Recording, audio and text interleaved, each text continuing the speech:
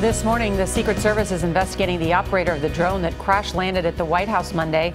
The pilot behind the security breach works at a government intelligence agency. He says he was off duty and drinking when it happened. Chip Reid is in Washington and shows us technology that could help defend against these drones. Chip, good morning. Well, good morning. We're having a lot of fun here. You know, that drone that crash landed at the White House was exactly like this one.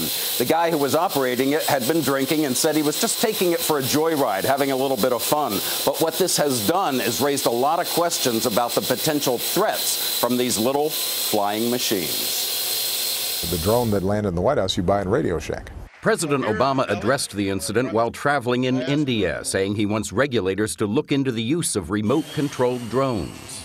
I've actually asked the FAA and a number of agencies to examine how are we managing this new technology. We don't really have any kind of regulatory structure at all for it. Drones are already used commercially with special FAA waivers in industries from farming to Hollywood.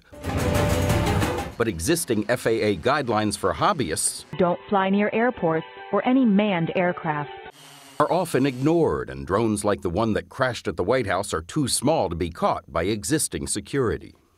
Okay, so if we have one of these hovering around here, this can hear it. That's correct. Brian Hearing is the founder of Drone Shield, a private company that alerts clients when drones are nearby and helps them pinpoint the operator. Say you're a celebrity and you're worried about drones coming over your fence and photographing you naked at your swimming pool. Sure. What can you do to stop them? Right now, there's unfortunately not much you can do. The FCC has outlawed Jamming a drone is illegal. Jamming anything in the United States is illegal.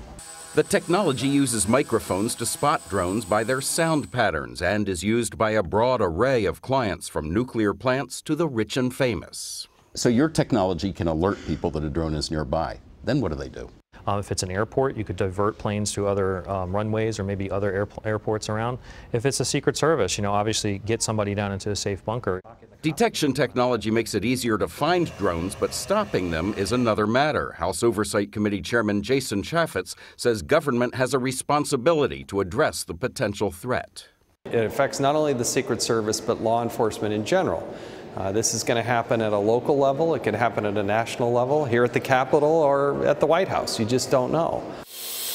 Now, commercial drone operators have been waiting for years to get some kind of guidance on what exactly they can and can't do with these little flying machines. And the thinking is that this incident at the White House, there might be a silver lining on it.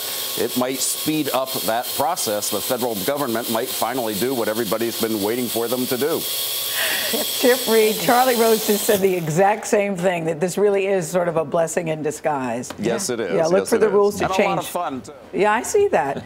Do you worry when you're swimming nude in the pool about, drone all the hearing? time. Yeah, about paparazzi.